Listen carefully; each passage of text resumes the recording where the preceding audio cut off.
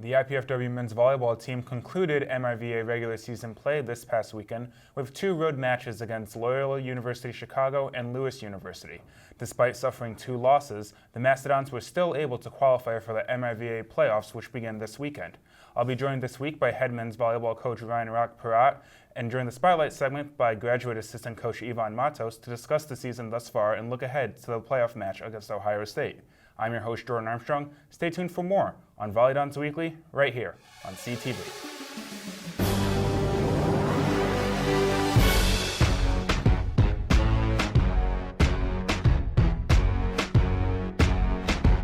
Welcome back to VolleyDons Weekly. Quick shout out to our sponsors, Alco, Active Ankle, Asics, Glenbrook Dodge, and Hyatt Place. As I said during the opening, the VolleyDons were unsuccessful in their final week of MIVA conference play, falling to both Loyola University Chicago and Lewis University. Luckily for the Mastodons, a loss by Lindenwood against Ohio State on Saturday night propelled them into the MIVA conference tournament this coming weekend to face the number 1 seed Ohio State Buckeyes. I'd like to welcome in head men's volleyball coach Ryan Rock-Perat right now to discuss a little bit about our 2 matches this past weekend. How about let's discuss my health? We already did that enough while we were traveling in Chicago. I mean, I wasn't here last week. I open up the papers, the Nielsen ratings, the rankings down, ratings down last week. I guarantee you when I open up the paper next week, ratings through the roof. It will probably be because of our guest during the Spotlight segment. Probably not. Just throwing that out there. Except he is going to bring in a big group of Puerto Ricans. Definitely. I'm very proud of that. He always does. But Speaking of which, unbelievable piece last night. I'm going to win another argument and another debate. With who? Who's going to be debating or arguing with you this time? Ken Burns on PBS has done an unbelievable job. He created this series, I think it's a 2-part series, chronicling the life of Jackie Robinson. The second greatest paper I ever did in college was on Jackie Robinson. Which class would that be for? It was a comm class. I can't even remember the comm class, sadly. But I titled it, and I got in trouble with the title because after all the research I did on Jackie Robinson, I put Jackie the greatest athlete of all time. And I got in trouble with it because the professor was so biased towards somebody else and blah, blah, blah. But then I watched the series premiere last night, and God, what an athlete Jackie Robinson was. So just throwing it out there. That's what happens when you're sick. I was sick with the flu for 8 days, 116-degree fever. Now it's coming back down to earth at 99 degrees. So I'm ready to go. All right, let's talk some volleyball. I'm ready. Friday, Loyola.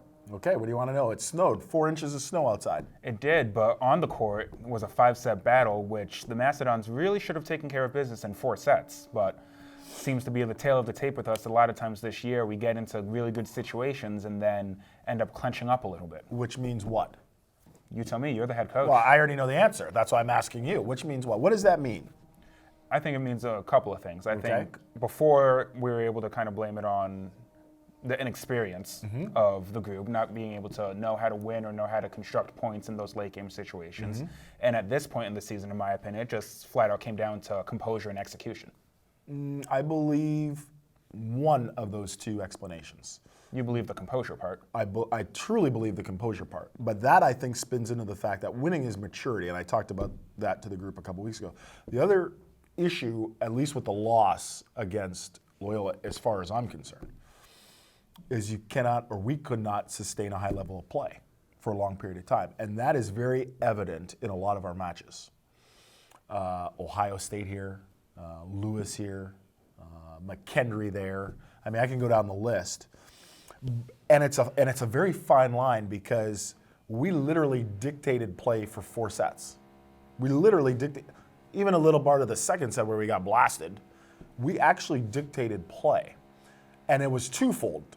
Part of it was what we did. We really took it to Loyola. A lot of teams go, they're too big, they're too quick, they're too skillful. But we took it to them. The other part of that is Loyola only cared about playing Ball State. And it showed because they sleptwalked through the first set. Then they kind of got their mojo going in the second set. And then we really answered the bell in the third set. And all the way up until the 4th set, until the infamous bad call. And then we couldn't maintain our composure. And it really, really cost us the 4th set. And then once we lost the 4th set, we became deflated for the 5th set. True. So after that loss Friday night, we transitioned then into Saturday at Lewis, their senior night, in a match that really seemed like we didn't want to show up for. in a lot of ways. Well, we were exhausted. And not just physically, but mentally exhausted because of defeat. And sometimes it's hard for people to grasp that when you're not an athlete. Oh my goodness, you just lost. Why can't you just get the short turnaround and let's get going again? Well, it's very difficult because the mental psyche becomes affected in a way that you cannot explain. Ask Jordan Spieth after his collapse on the 12th hole at the Masters. He walked 6 holes in a funk. I know because I've been there, not playing the Masters, but I've been, and it looked like he had no desire to be there anymore after sustaining such high level of play for 3 rounds and a half, and then he just self-destructs 2 bad swings of the golf club, and then now from first place, you're in 4th. That's what happened to us Saturday. And Lewis has so much to play for in terms of emotion and senior night. They want to make sure they put on a good show.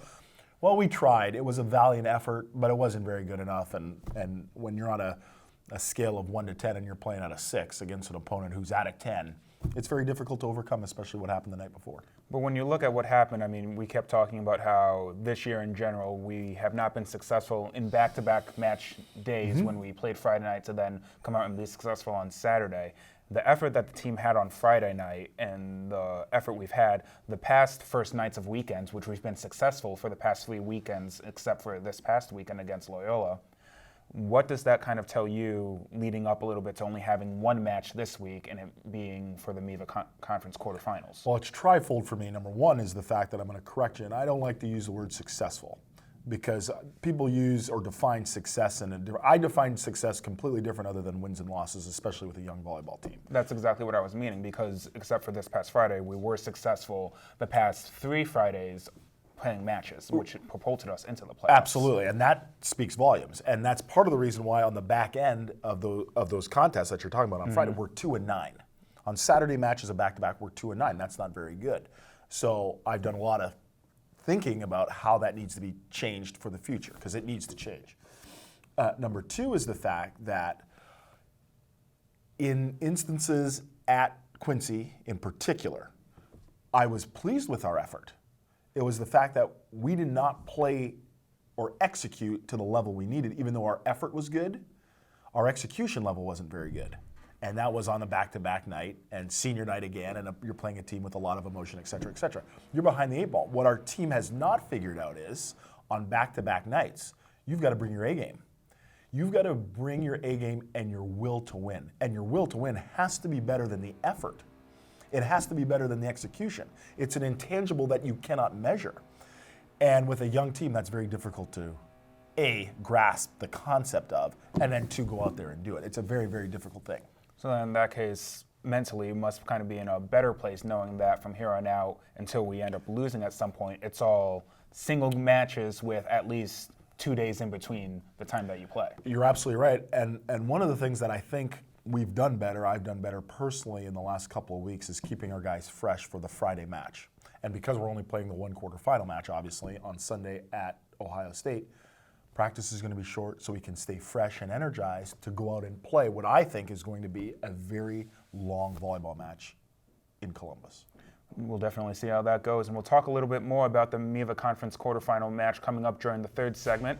Joining me up next is graduate assistant coach Ivan Matos. Stay tuned for more on VolleyDons Weekly.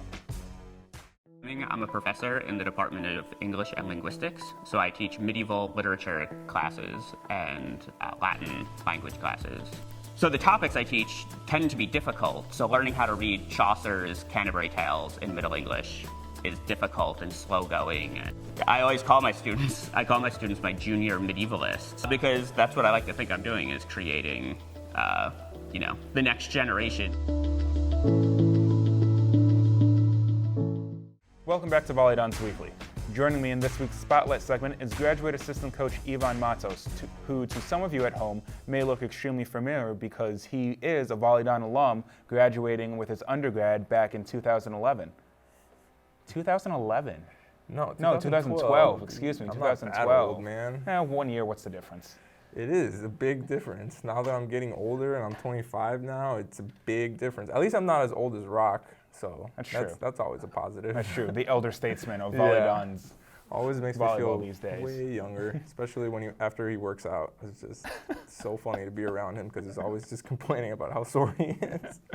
Definitely, we've experienced that. But let's talk a little bit about your experiences this year. This is your first year as a graduate assistant coach with the men's volleyball program here at IPFW. And although you have been working towards your master's continually over the past couple years, which we'll get into a little bit later, how has taking this role as an assistant coach kind of opened up your eyes a little bit more to the other side of volleyball, going from being a player for so many years?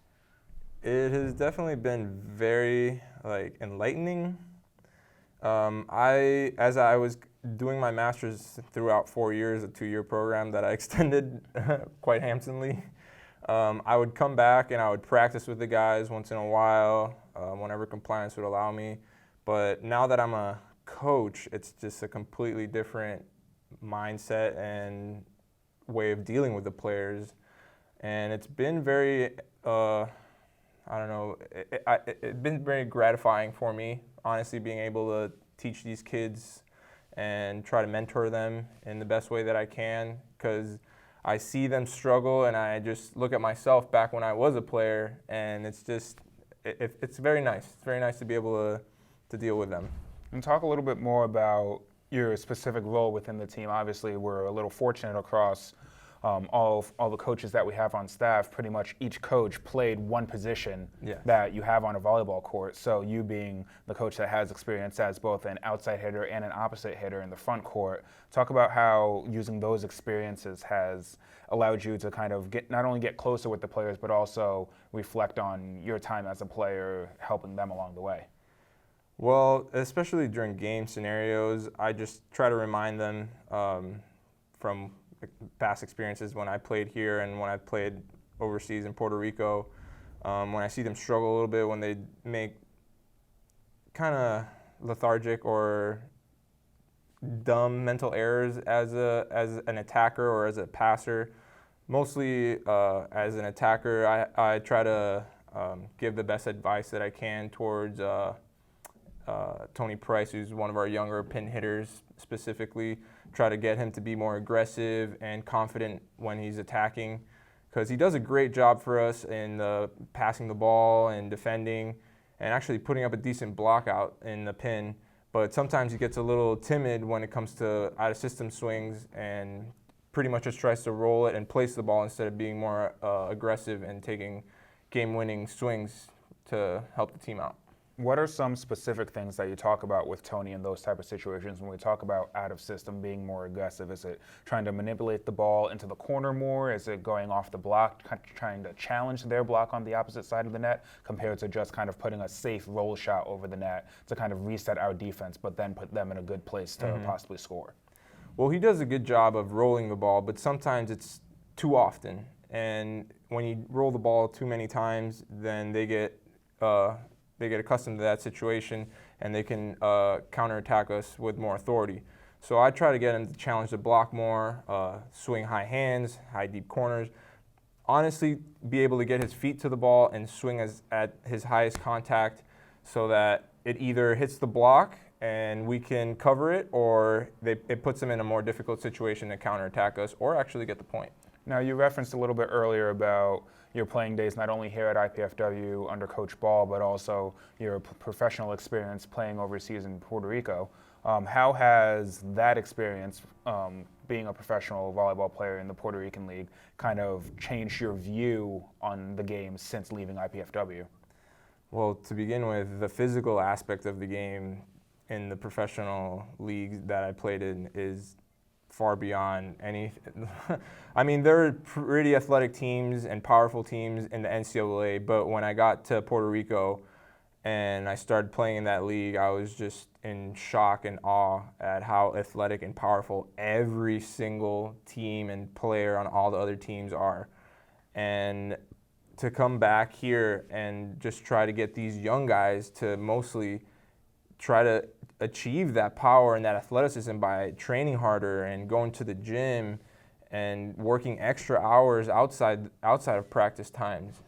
That's pretty much a lot that I've acquired from the professional leagues, just the extra work that goes into preparing for games and a season as a whole. there's a lot of times where I think that shows through when we're in practice and Rock actually has you come in and play with the guys, whether we have some kids that have class, so they're late coming in or they have to leave early, and you kind of play when we scrimmage or do other drills. Is that kind of the mentality that you have when you come onto the court to not only make them better individually, but also to raise their awareness of what it really takes to make that next step in their volleyball career, whether they're a freshman, sophomore, or a junior, or even a senior? Of course, every time that I get a chance to jump in a drill or play against them in a scrimmage with the guys, I try to show them like the aggressiveness and mentality that you have to have when you are out there playing and practicing every time. And I give them no free points. At least I try not to. Although I wish I was in more college shape sometimes, because the running and the high-paced drills sometimes are not as much as I used to do. Definitely. Now talk a little bit more about kind of the office duties and everything, that the other side of coaching besides the on-court stuff. I mean, you've gotten a lot of experience this past year working on the recruiting side of the program, as well as doing some administrative work to help keep the organization of the program going forward. So did you think coming into it that there would be so much administrative work at the same time that goes into coaching as you've been exposed to? I definitely knew that there was some administrative work that went into coaching and not just being in the gym yelling at these kids to try to make them better. But I didn't think it was going to be this much of of administrative work amount. There just goes so much into it. Trying to keep in contact with new recruits, trying to keep our kids here in a keeping them eligible for next year, keeping track of their academics and all, and then also planning trips, and it's just a lot. I can't even rattle everything out right now. And you talk about planning trips. Being from Puerto Rico yourself, our trip to Puerto Rico this year was a big thing that you kind of helped organize and spearhead a little bit, making sure that we kind of knew what we were doing once we got to the island, and everyone was enjoying and having a good time, but also being safe. Yes. What was that type of experience like for you, kind of being more of an ambassador to your homeland for a group of Americans who, for the most part, maybe 4 people in our entire travel party had been to Puerto Rico before? Yes. It was actually a very nice trip. I really enjoyed it.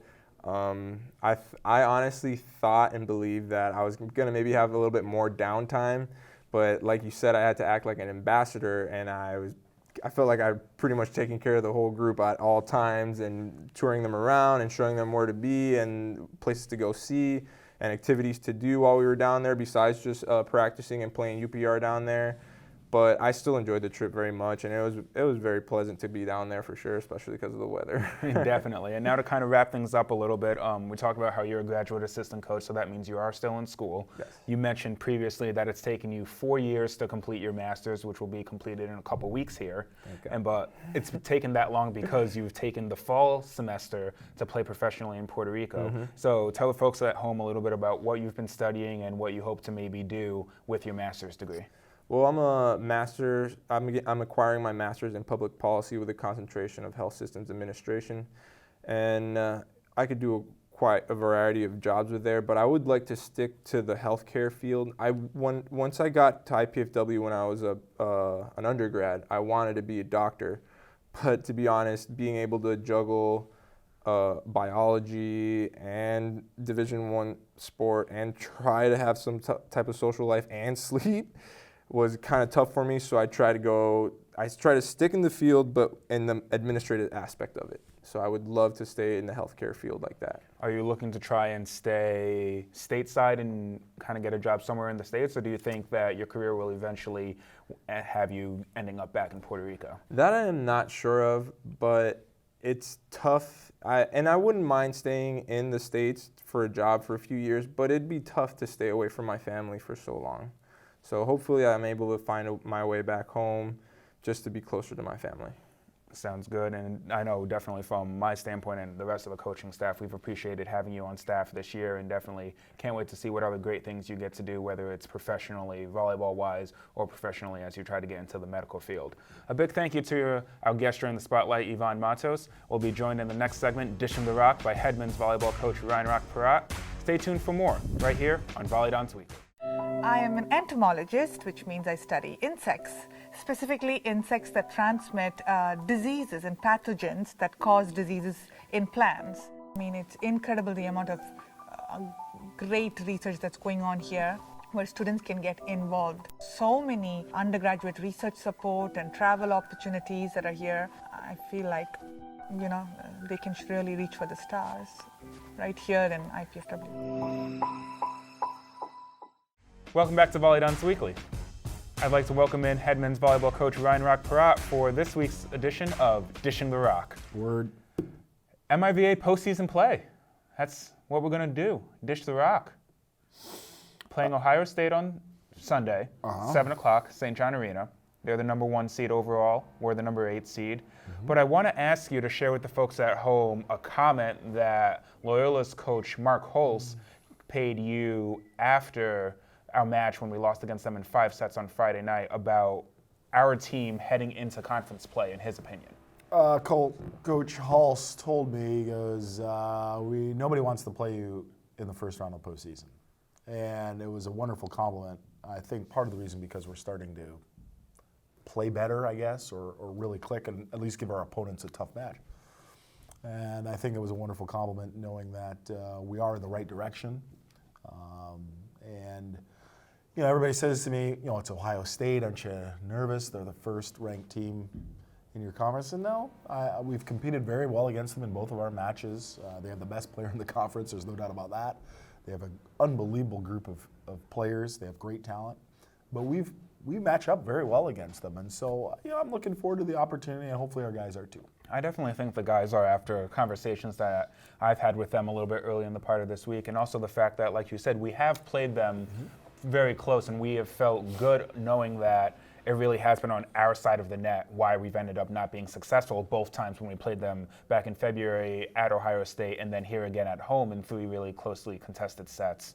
But what is it that you think needs to be the difference from those prior 2 matches to be able to get over the hump, to not only just take a set, because taking a set at this point in the season doesn't do anything because it's postseason play. Yeah. So it really is to be able to string 3 sets together in whatever fashion that you can. I think there are 3 intangibles. Number 1, you've got to maintain serving and passing. They're the best serve and pass team in our conference. That's why they're number 2 team ranked in the nation. They have one player who's tremendous, not just offensively, but also from the service line. You've got to somehow contain everybody else. It's the Jordan rules. You got to work over him. You know he's going to get his 30 or 40, but you've got to contain everybody else. That's what we've got to do. And then thirdly, and I really think this is, I've said it a million times probably on this telecast, and we've done this against Ohio State, especially last time, is minimize your errors and capitalize. We did that the last time we were here. I think we hit 300 or 400 against the best team in the country at the time. So it's possible. Serving and passing, containing everybody other than their stud, and then hopefully we can limit our errors and convert when we have point scoring opportunities. Now, in previous matches against Ohio State, we've been very pin-oriented with our offense, which has given us a lot of success against them, going against the flow, taking advantage of their weaker pin blockers and one-on-one opportunities. But based off of the match Saturday night, where both of our middles were extremely successful against 2 other very talented middles within the conference that Lewis has, is there an aspect of thought or strategy that might give credence to trying to use our middles a little bit more than we have in the past to try to keep our pin options opened up but also generate some more offense? I would love to run middle the entire first set, and our pins never see a ball. It's just not going to happen because we're not going to be able to pass the ball to the degree that we need. But our middles have got to be a factor at least in each set for at least the first half of a set.